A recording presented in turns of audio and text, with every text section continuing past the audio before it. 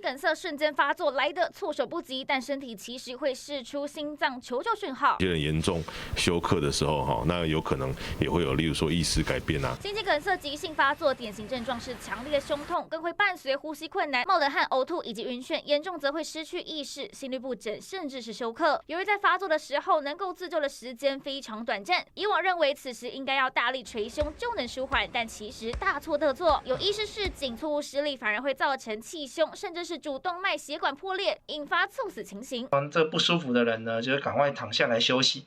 那这时候尽量不要有太大的动作，太大的动作可能都会增加心脏的负担。专家表示，正确自救方法，第一时间最好采取平躺、半坐卧，减少心脏耗氧量。患者最好不要到处走动。第二则是服下口服药物，能够帮助扩张周边血管。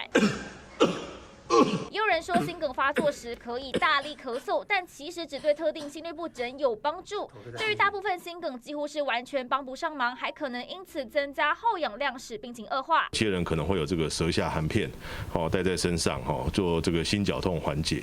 时间的掌握很重要。心肌梗塞能在短时间内成为夺命杀手，捶胸、狂咳都错了，用对方法才能及时自救，甚至救人。记者林先国宇轩台北采访报道。